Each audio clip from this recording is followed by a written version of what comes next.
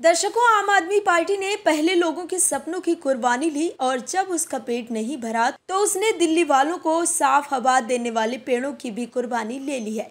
यही हकीकत है आज के दौर में कथित तौर पर आपकी। जो दिल्ली वाले हर सर्दी साफ हवा के लिए परेशान रहते हैं, उनको साफ हवा देने वाले पेड़ों की भी कुर्बानी दिल्ली की सरकार ने ले ली।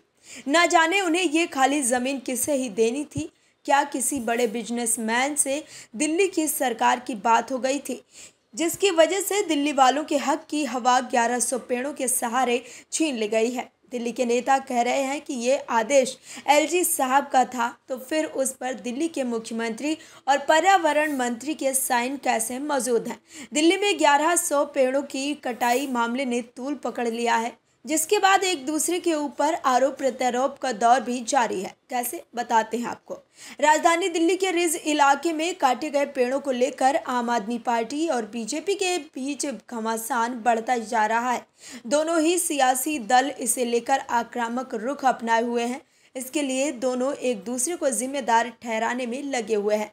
जहां बीजेपी का आरोप है कि सीएम केजरीवाल के आदेश पर रिज इलाके में 1100 पेड़ काट दिए गए, वहीं आपने बीजेपी को चुनौती दी है कि अगर उनके पास सीएम केजरीवाल की इजाजत पर पेड़ काटने के दस्तावेज हैं तो वे उसे सुप्रीम कोर्ट के सामने पेश करें।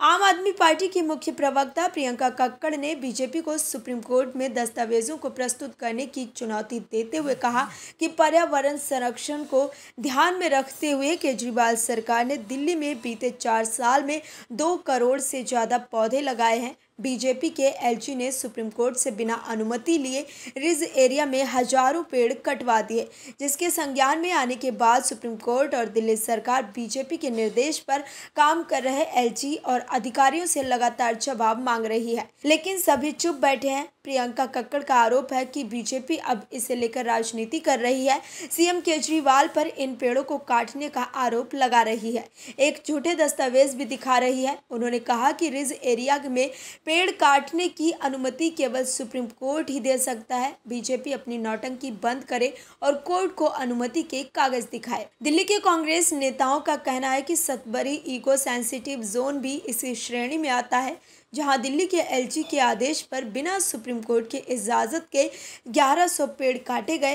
पेड़ काटने के बाद वो सुप्रीम कोर्ट से इसकी अनुमति लेने के लिए गए, जहां कोर्ट को पता चला कि पेड़ पहले से ही काटे जा चुके हैं।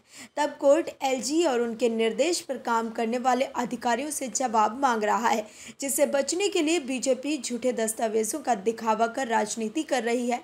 दिल्ली बीजेपी प्रवक्ता प्रवीण शंकर कपूर ने आप प्रवक्ता प्रियंका कक्कड़ के आरोपों का जवाब देते हुए कहा है कि दस्तावेज स्पष्ट रूप से साबित करते हैं कि मुख्यमंत्री अरविंद केजरीवाल ने न केवल पेड़ काटने के प्रस्ताव को मंजूरी दी, बल्कि एलजी को भी इसे हस्ताक्षरित करने के लिए मजबूर किया। दोस्तों, अब आप ही लोग समझें कि आखिर कैसे दिल्ली की सरकार तथा कथित तौर पर निजी फायदे के लिए दिल्ली की हवा को दूषित कर रही है। Bureau report OMH news. और भी वीडियोस देखने के लिए चैनल को सब्सक्राइब करें और बेल आइकन को दबाएं।